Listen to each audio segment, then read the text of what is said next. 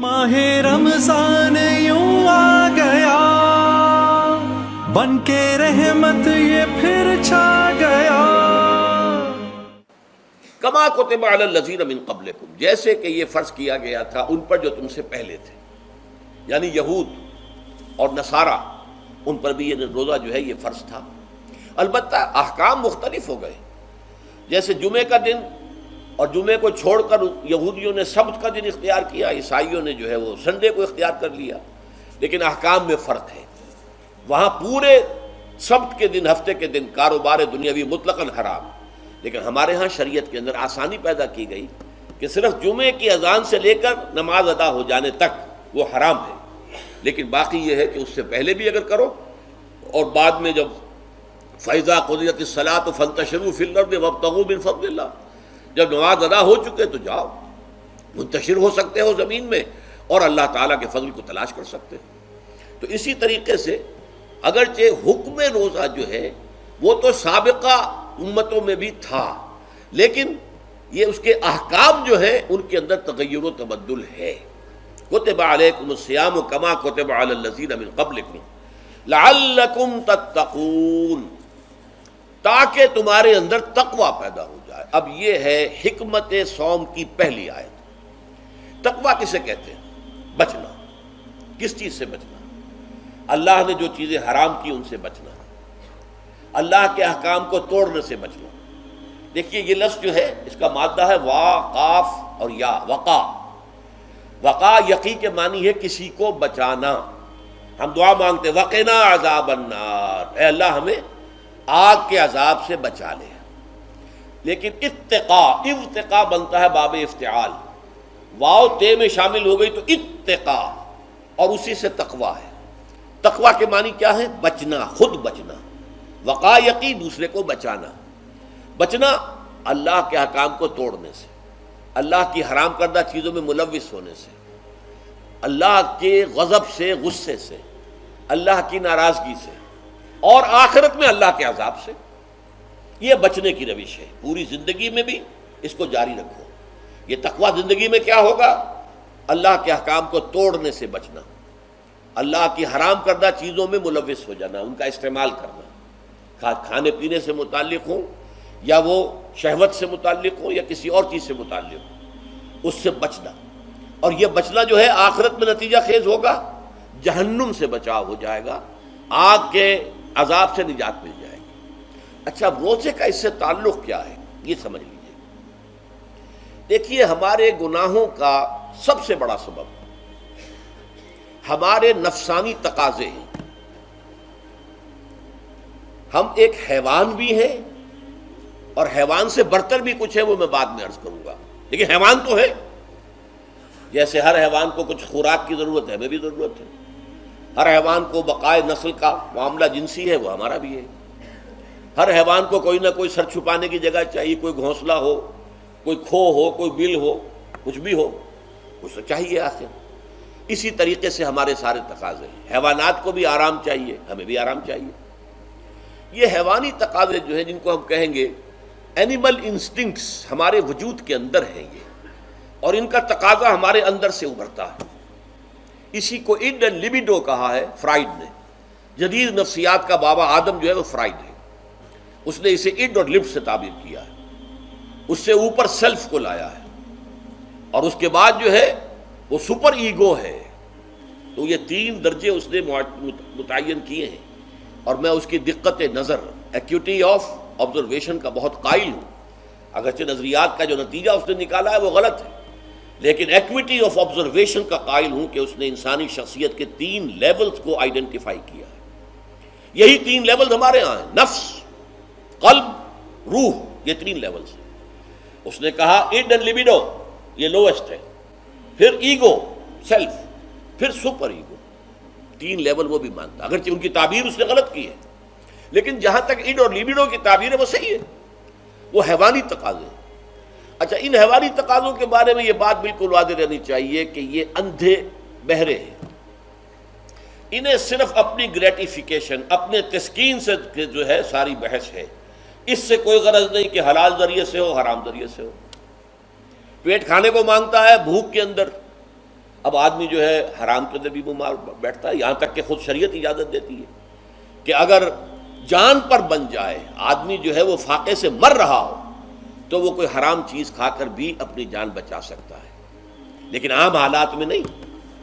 لیکن ہو سکتا ہے ہمارا چٹخارا جو ہے وہ حرام کی طرف ہمیں لے جائے، کسی کو واقعتاً اللہ نہ کرے کہ سور کے گوشت کا چسکا لگ جائے، وہ اس کے بغیر بچتا ہی نہیں، کھاتا ہے، شراب کی عادت ہو گئی پیتا ہے، یہ نہیں۔ تو ہمارا پیٹ مانگتا ہے اور اسے اس سے غرض نہیں کہ حلال سے کھایا ہے یا حرام سے کھایا ہے۔ ہماری شہوت اپنی تسکین چاہتی ہے، اسے اس سے غرض نہیں کہ حلال سے یا حرام سے، جائز سے یا ناجائز سے۔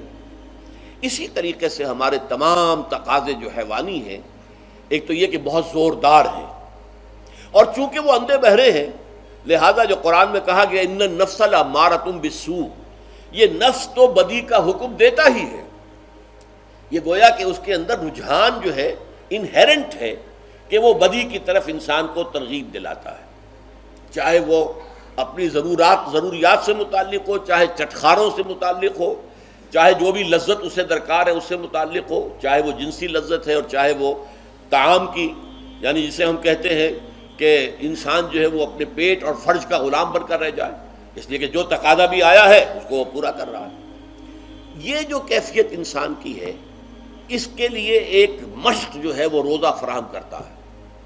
روزے کے آپ نے 12، 13، 14 گھنٹے کا بھی روزہ ہوتا ہے، بعض جگہوں پر 16، 17 گھنٹے کا روزہ ہوتا ہے۔ اس عرصے میں آپ اپنے نفس کو حلال چیزوں سے بھی روکے رکھتے ہیں۔ اس منہ زور گھوڑے کو جو ہے آپ اس کی لگام کس کر رکھتے ہیں کہ حلال بھی نہیں کھانے دے رہے، بھوک لگی ہوئی یا کھانا بہترین موجود ہے، نہیں کھا سکتے، اللہ کا حکم نہیں ہے، اللہ کی اجازت نہیں۔ شدید پیاس ہے، بہترین مشروبات فریج میں رکھی ہوئی ہے، نہیں کھا سکتے، نہیں پی سکتے، جائز نہیں ہے، حالانکہ حلال ہے، حرام نہیں ہے۔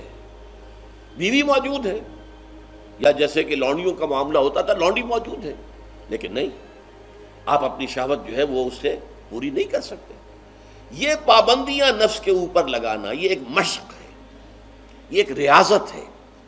اس ریاضت کا حاصل یہ ہونا چاہیے کہ انسان بقیہ 11 مہینوں میں اپنے آپ کو حرام سے تو بچائے نا۔